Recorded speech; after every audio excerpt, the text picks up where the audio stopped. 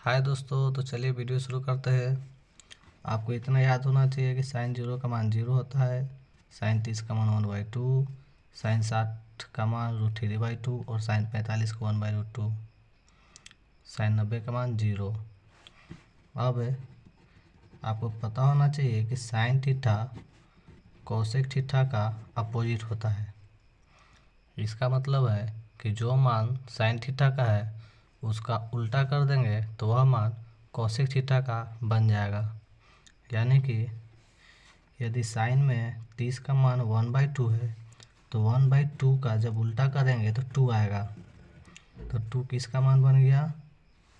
तो कोसेक्स 30 का। उसी प्रकार कोसेक्स 45 का मान निकालना होगा तो 1/√2 का उल्टा करेंगे तो सिर्फ √2 आएगा। उसके बाद यदि कोसेक 60 का मान निकालना है तो 2 को ऊपर और √3 को नीचे बन गया। फिर कोसेक्स 90 के मान को निकालने के लिए जब 1 का उल्टा कीजिएगा तो 1 आएगा। इसका मतलब है कि कोसेक्स 90 का मान 1 होता है। अब आ गया 0 के बारे। जब 0 को उल्टा कीजिएगा तो 1/0 आएगा। 1/0 इनडिफाइंड होता है, यानी कि नॉट डिफाइंड। तो साइन को उल्टा को करके कोसेक्स का मान निकाल लिए। अब कॉस का मान कैसे निकालें? तो कॉस के मान को निकालने के लिए साइन के जो भी मान है उसको अपोजिट साइड में रखते जाइए। यदि साइन 90 का मान 1 है तो इसको 0 में लिखिए। फिर 30 के मान को 60 के मान को इसके 30 में, 45 वाला बीच में हो गया तो इसको बीच में ही रहने दीजिए। 30 वाला को इस तरफ उठा के 60 में कर दीजिए और 0 वाला को 90 में। तो कॉस का भी मान बन गया। अब आप लोगों को ये भी पता होगा कि कॉस जो है सेक का अपोजिट होता है, यानी कि जो मान कॉस थीटा में है उसका अपोजिट करेंगे तो वह सेक का मान बन जाएगा। तो कॉस 0 का मान 1 है तो सेक 0 का मान कितना होगा? तो 1 होगा, क्योंकि 1 का अपोजिट 1 होता है। अब कॉस 30 का मान √3/2 है तो सेक 30 का मान कितना होगा? तो 2/√3, यानी कि अपोजिट। उसी प्रकार से सेक 45 का मान सिर्फ √2 होगा और सेक 60 का मान सिर्फ 2 होगा और सेक 90 का मान 0 का जब उल्टा करेंगे तो 1/0 होगा और 1/0 इनडिफाइंड होता है, यह हमने अभी बताया। अब टाइन का मान कैसे निकालें? तो टाइन के मान को निकालने के लिए टाइन का एक फॉर्मूला होता है, sine theta by cos theta. यह मान आपको पता होगा। तो यानी कि टाइन थीटा के मान को निकालने के लिए हम साइन थीटा और कोस थीटा के मान में भागा दे देंगे तो टाइन का मान आएगा। तो चलिए भागा देते हैं। 0 में 1 से भागा देंगे तो 0 होगा, तो टाइन 0 का मान 0। अब टाइन 30 का मान कैसे निकालें? तो 1/2 में √3/2 से भागा देना है।